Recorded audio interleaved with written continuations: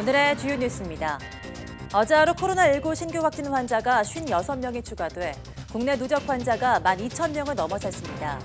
지역 발생자가 43명인데 대부분 수도권 거주자들입니다. 사망자는 1명이 추가돼 누적 사망자는 277명으로 늘었습니다.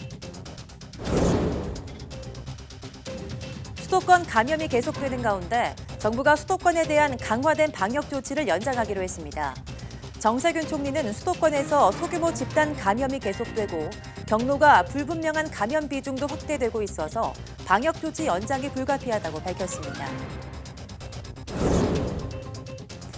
서울대가 올해 수시 모집에서 수능 최저 등급 기준을 완화하고 정시에서는 출결이나 봉사활동을 반영하지 않기로 했습니다.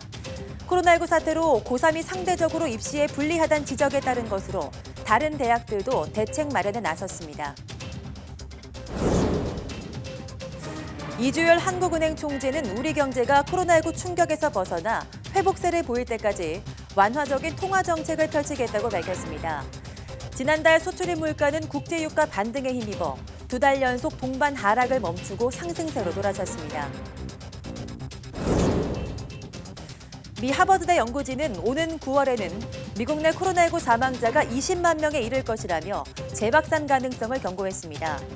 지난주 미국의 신규 실업수당 청구 건수가 154만 건으로 줄어든 가운데 파월 연준 의장은 여전히 갈 길이 멀다며 섣부른 낙관론을 경계했습니다.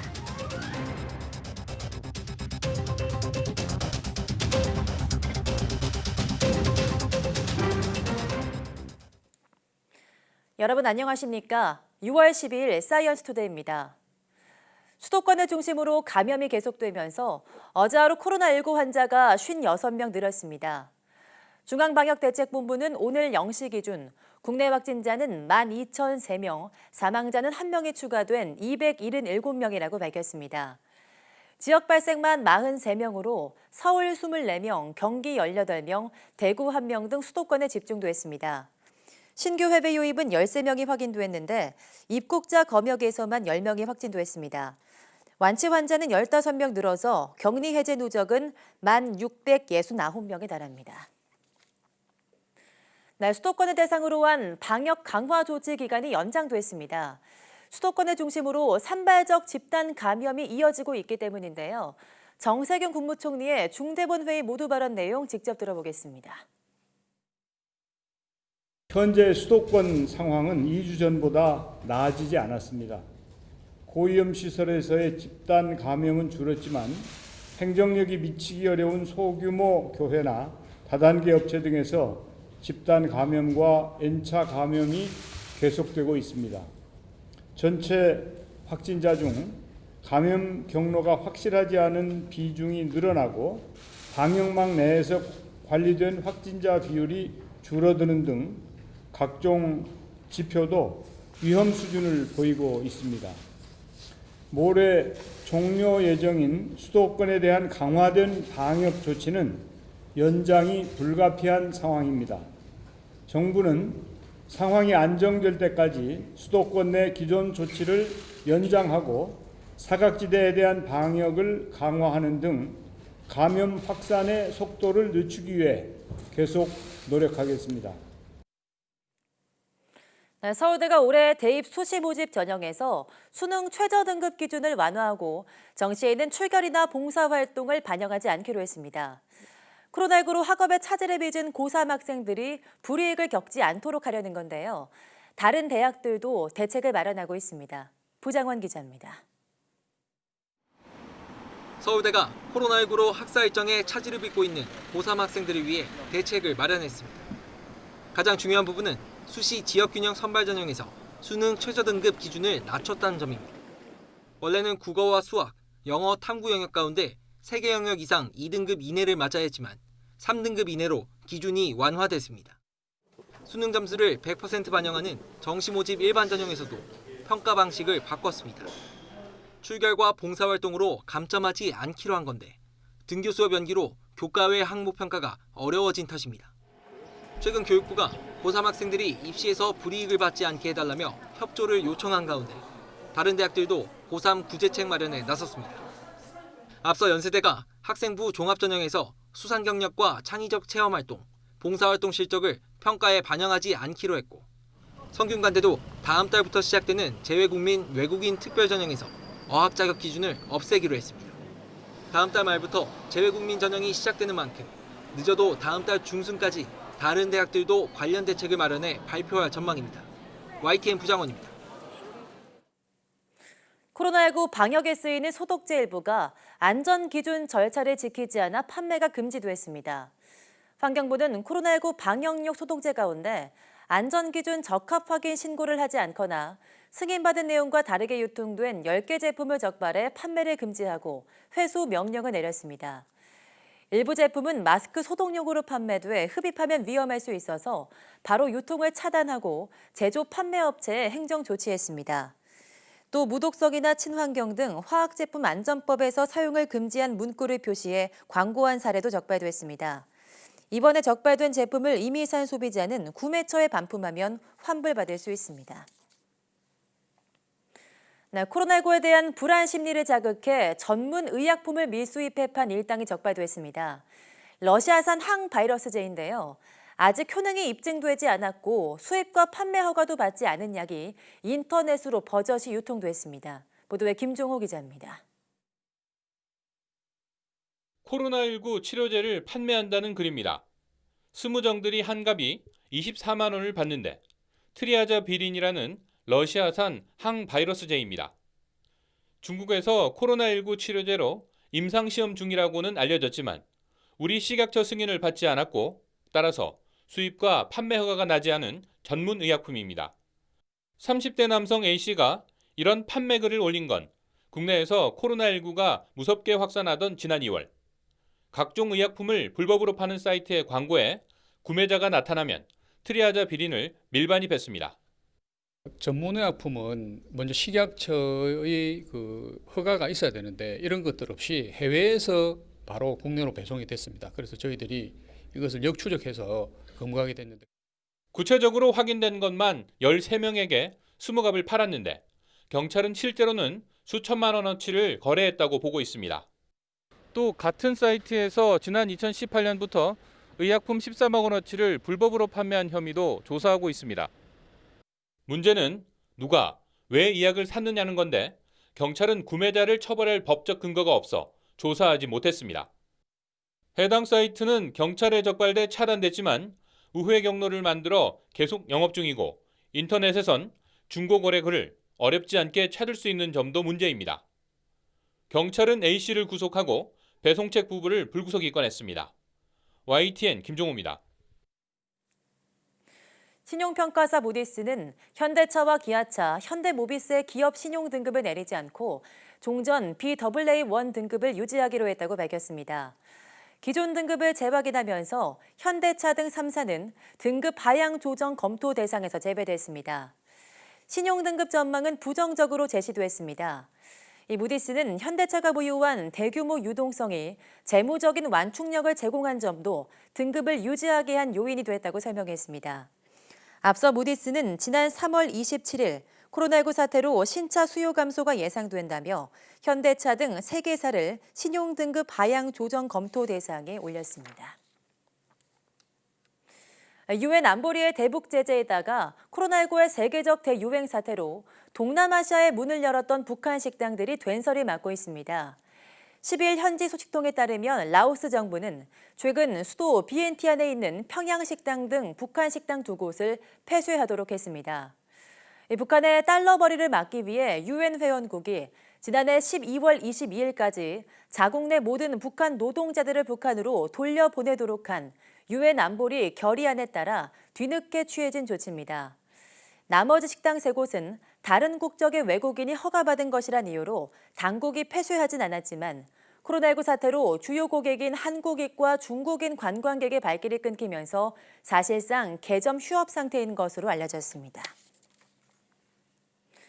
미국의 민간 우주 탐사 기업 스페이스X가 다음 달 한국군 전용 통신 위성인 아나시스 2호를 발사한다고 현지 시간 11일 외신들이 보도했습니다. 항공 우주 전문 매체인 스페이스 플라이트 나우와 스페이스X 관련 소식을 전하는 테슬라 라티 등에 따르면 스페이스X는 플로리다주 케이프 커네버럴의 케네디 우주센터에서 아나시스 2호 발사 준비에 착수했습니다. 스페이스X는 플로리다주 케이프 커네버럴의 케네디 우주센터에서 아나시스 2호 발사 준비에 착수했는데 스페이스X는 아나시스 2호를 팰컨 9 로켓에 실어 다음 달 초 쏘아 올릴 예정이라고 스페이스 플라이트 나우가 전했습니다. 테슬라 라틴은 아나시스 2호의 발사 예정일이 7월 둘째 주로 잠정적으로 정해졌다고 보도했습니다. 아나시스 2호가 발사되면 한국군은 정보 처리 속도, 전파 방해 대응 기능, 통신 가능 거리 등이 향상된 최초의 군 전용 위성을 보유하게 됩니다.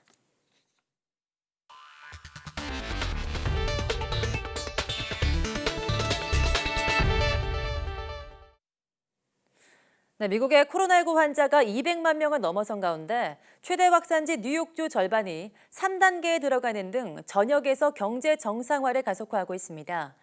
하지만 11만 명을 넘어선 사망자가 9월까지 6만 명가량 더 희생될 수 있다는 암울한 전망도 나왔습니다. 워싱턴 강태욱 특파원의 보도입니다. 3개월여간 멈춰섰던 뉴욕시 지하철이 지난 8일부터 다시 달리기 시작했습니다. 최대 확산 도시였던 만큼 경제 활동 재개는 막차를 탔습니다. 뉴욕주의 절반을 차지하는 다른 5개 지역은 3단계 정상화에 들어가기로 했습니다. 식당과 호텔이 영업을 재개하면서 실내 영업도 가능해진 겁니다. The best experts that you can possibly have reviewing this, and they've reviewed it, and 5 regions will enter phase 3 tomorrow. 뉴욕주의 정상화는 4단계로 이뤄지는데 마지막 단계는 브로드웨이 뮤지컬이 포함된 예술과 공연의 정상화입니다. 뉴욕주는 신규 사망자가 3개월여 만에 가장 적은 30명대를 기록할 정도로 최근 상황이 호조를 보이고 있습니다. 하지만 미국 전역으로 보면 19개 주에서 환자가 증가하는 등 불안함이 여전합니다. 중남부 주를 중심으로 과학적 분석을 따르지 않고 서둘러 재개에 나선 탓입니다. There has now been community spread of COVID-19 in Arizona, and we are expecting more cases. 워싱턴대 의대 연구소는 사망자가 10월 1일에는 17만여 명에 이른다는 예측 모델을 내놨습니다. 앞으로 6만여 명이 더 희생될 수 있다는 뜻입니다. 더 나아가 억제 노력이 제대로 이루어지지 않으면 10월 이후에 폐렴 유행 시기와 맞물려 더 악화할 수 있다고 경고했습니다. 워싱턴에서 YTN 강태욱입니다. 미국의 신규 실업수당 청구 건수가 10주째 감소세를 이어가자 경제가 최악의 상황은 지나지 않았느냐는 평가가 나오고 있습니다. 하지만 미 연준 의장은 높은 실업률을 감안하면 경제가 코로나19 이전으로 돌아가려면 상당한 시간이 필요할 것으로 전망했습니다. 조승희 기자입니다. 미국 노동부가 지난주 신규 실업수당 청구 건수가 154만 건을 기록했다고 발표했습니다. 수당 청구가 2주 연속 200만 건을 밑돈 것으로 여전히 역대 최고 수준이긴 하지만 한때 700만 건에 육박했던 것에 비하면 3분의 1 수준으로 떨어진 겁니다. 특히 감소세가 10주째 이어지고 있다는 것은 주목할 만합니다. 최소 2주간 수당을 청구하는 계속 청구 건도 전주보다 33만 9천 건이 줄어든 2,090만 건을 기록했습니다. 코로나19로 인한 신규 실업수당 청구 중과세는 3월 셋째 주 330만 건을 시작으로 본격화됐습니다. 이어 같은 달 넷째 주 687만 건까지 치솟은 뒤 이후 완만한 감소세를 보이다 5월 마지막 주 188만 건을 기록하면서 200만 건 아래로 내려온 겁니다. 지난 5월 예상을 깨고 일자리가 250만 개 늘어났다는 소식에 이은 수당 신청 건수 감소 소식에 경제가 최악의 상황은 지났다는 평가도 있지만 여전히 신중한 의견이 지배적입니다. I think we have to be honest that it's a long road. It's depending on how you count it, well more than 20 million people displaced in the labor market. 블룸버그는 감소세가 여전히 완만하다며 노동시장의 장기적인 도전이라고 평가했고 로이터 통신도 시장이 코로나19로 인한 상처를 치유하는 데는 수년은 걸릴 것으로 진단했습니다. YTN 조승입니다. 미국과 유럽 증시가 코로나19 재확산과 미국 경제활동 회복 속도의 불확실성 우려에 따라 급락했습니다. 국제유가도 같은 이유로 폭락했습니다. 보도에 이동우 기자입니다. 미 하버드대 연구진은 미국에서 코로나19 사망자가 9월에는 지금보다 2배 가까이 늘어 20만 명에 이를 것이라고 전망하는 등 코로나19 재확산 가능성을 경고했습니다. 이 같은 전망에 불안 심리가 팽배해지며 미국 증시가 폭락했습니다. 다우존스 지수는 전날보다 6.9% 하락했고 S&P 500 지수도 5.89% 내렸습니다. 나스닥 지수는 5.27% 하락하면서 파죽지세로 급등한 하루 만에 1만 선을 내줬습니다. 미 연방준비제도 파월 의장이 상당 기간 제로 금리를 시사하면서도 미국 경제 회복의 불확실성에 방점을 찍은 것도 악재로 작용했습니다. We are officially in recession. We had the COVID cases start to advance, and we also had the Fed indicate that they're going to keep interest rates low until 2022. So I think that caused investors to think, what do they know that we don't? 유럽 증시도 미국 연방준비제도의 경기 회복에 대한 부정적 전망의 영향 등으로 일제히 급락했습니다. 독일 프랑크푸르트 증시는 4.47%, 프랑스 파리 증시는 4.71%, 영국 런던 증시는 3.99% 하락했습니다. 코로나19가 다시 확산할 수 있다는 우려에 국제 유가도 폭락했습니다.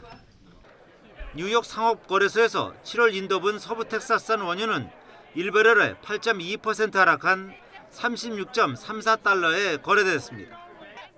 최근 6주 사이에 가장 큰 낙폭입니다. 런던 ICE 선물거래소의 8월분 브렌트유도 역시 8.2% 내렸습니다. YTN 이동호입니다. 미국 일부주에서 코로나19가 확산세를 보이면서 2차 유행에 대한 우려가 제기된 가운데 스티븐 무누신 재무장관은 다시 경제를 봉쇄할 수 없다고 밝혔습니다. 무누신 장관은 현지 시각 11일 경제매체 CNBC 방송에 출연해 경제를 셧다운하면 더 큰 피해를 만들어낸다는 것을 깨달았다고 생각한다면서 이같이 말했습니다. 무누신 장관은 단지 경제적 피해뿐 아니라 많은 다른 분야가 있다면서 봉쇄 시 의료 문제뿐 아니라 다른 모든 것이 중지된다고 설명했습니다. AP통신은 텍사스주의 경우 코로나19로 인한 입원이 사흘 연속 최고를 경신했고 캘리포니아주의 9개 카운티에서도 확진과 입원이 급증하고 있다고 전했습니다. 로이터 통신 9일 기준으로 한 주간 코로나19 신규 확진자가 증가한 주는 21개에 이르며 유타와 뉴멕시코, 애리조나는 지난주 감염자 수가 전주 대비 40%나 늘어났다고 분석했습니다. 유럽연합 집행위원회가 오늘 15일까지 역내 회원국 간 국경 통제를 해제하고 역외 여행객들에 대한 EU 입국 제한을 다음 달부터 점진적으로 풀 것을 권고했습니다. 당초 예정보다 약 보름씩 앞당긴 겁니다. 보도에 박상남 기자입니다. EU 집행위가 역내 회원국 간 국경 통제 해제 시점을 예정보다 보름 앞당겨 다음 주 월요일부터 개방할 것을 회원국들에게 공식 권고했습니다. 집행위는 당초 회원국 간 국경 통행 재개 시점을 이달 말로 잡았었습니다. 하지만 전염병 확산 상황이 전체적으로 개선되고 있는 점을 감안해 시기를 앞당겼습니다. My message is that you should open up as soon as possible, and the Commission recommends to do it already on Monday. EU 집행위는 또한 EU 외부에서 들어오는 여행객들에 대한 입국 제한을 2주 더 연장해 이달 말까지 시행하되 그 이후엔 점진적으로 해제할 것을 권고했습니다. And for sure, it's not yet possible to have a general lifting of the travel restrictions at all external borders to the European Union. But it's coming to a situation where we have to start gradually to do that.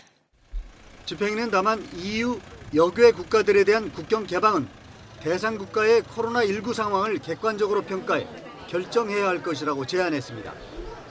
EU 집행위의 권고는 EU 27개 회원국 가운데 26개국과 쉥겐 협정에 가입된 4개 EU 비회원국 등 30개 국가가 그 대상입니다. 이번 권고에도 불구하고 여행 제한 완화는 각 회원국의 결정에 달려 있어 집행위의 의도대로 될지는 아직 불확실합니다. YTN 박상남입니다. 코로나19의 피해가 확산하고 있는 중남미의 누적 확진자가 150만 명을 넘어섰습니다. 현지 시간 11일 통계 사이트 월드오미터의 각국 현황을 종합하면 현재까지 중남미 30여 개국의 코로나19 누적 확진자는 150만 3천여 명입니다. 갈수록 증가세가 가팔라져서 하루 5만 명씩 확진자가 추가되고 있습니다. 중남미 총 코로나19 사망자는 7만 3천여 명입니다. 일본 도쿄도가 노래방 등 일부 업종에 남아있던 휴업 조치를 오늘부터 모두 해제했습니다. 규제는 풀렸지만 올여름 코로나와 무더위를 함께 상대해야 하는 현장에서는 고민이 큽니다. 도쿄에서 이경아 특파원입니다. 일본 도쿄의 상징 중 하나인 레인보우 브릿지입니다. 감염 확산을 경계하자는 뜻에서 지난 2일부터 비춘 붉은색 조명이 이제 무지개색으로 바뀝니다. 도쿄도는 코로나19 휴업 대상에 마지막까지 남아있던 노래방과 파친코 등도 영업을 재개하도록 결정했습니다. 感染症の防止と経済社会活動の両立を図る、このことによってですね、新しい日常を定着していこう。 코로나19 관련 규제는 사실상 모두 사라졌지만 감염 확산의 복병은 따로 있습니다. 마스크를 쓰기도 꺼려지는 한여름 무더위입니다. なんかあってからじゃ遅いので、できることはやってます。ちょっと蒸れますね。息苦しいです。 석 달 만에 문을 연 학교들은 부족한 수업을 메꾸기 위해 여름방학이 줄면서 고심하고 있습니다. どんどん暑くなってくると思うんですけれども、その中でこの窓を開けながら、クーラーをつけてなんとかしのがなければいけないのかなというふうに思ってますね. 병원도 걱정이 많습니다. 무더위 속에도 벗을 수 없는 보호복은 그 자체로 의료진에게 체력적인 부담 요인입니다. 또 일사병과 코로나19 초기의 발열 증세를 혼동해 병원을 찾는 사람들도 적지 않을 것으로 예상됩니다. 今年に限ってはですね、熱中症疑いでもコロナの疑いはゼロではないということで、コロナ対応の病院に集中してしまうということが医療崩壊を招く可能性があると.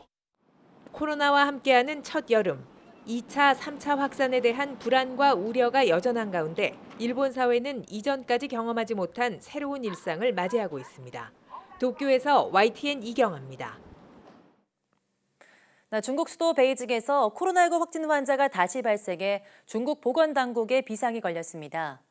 펑파이 등의 현지 언론에 따르면 베이징시는 어제 오후 브리핑에서 코로나19 확진 환자 1명이 새로 발견됐다고 밝혔습니다. 중국 내부에서 코로나19 확진 환자가 나온 것은 지난 6일 하이난에서 확진 환자 1명이 발견된 이후 4일 만입니다. 특히 이 환자는 최근 베이징을 벗어난 적이 없어서 감염 경로 파악이 어려워 지역사회 재확산 가능성이 우려되고 있습니다.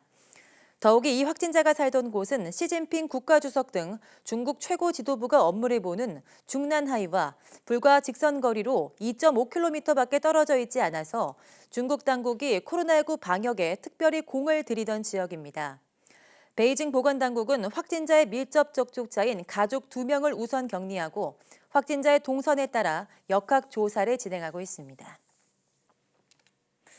미국 민주당 대선 후보 조 바이든 선거 캠프가 페이스북에 선거 관련 허위 정보에 대한 대응과 정치인의 글에 대한 팩트체크를 강화해달라고 요청했습니다. 미국 언론은 바이든 캠프가 현지 시각 11일 페이스북 최고 경영자 마크 저커버그에게 공개서한을 보내서 입소문으로 퍼지는 허위 정보를 신속히 제거해달라며 이같이 요구했다고 보도했습니다. 또 도널드 트럼프 대통령을 포함한 모든 사람에 대해 위협행위와 선거 참여 방법에 관한 거짓말을 금지하는 명확한 규정이 적용돼야 한다고 지적했습니다. 앞서 트럼프 대통령은 코로나19 사태로 대선 우편 투표를 늘리자는 주장이 나오자 이는 조작 우려가 있으며 민주당의 이익이라고 주장했지만 이는 근거가 불분명하다는 지적을 받았습니다.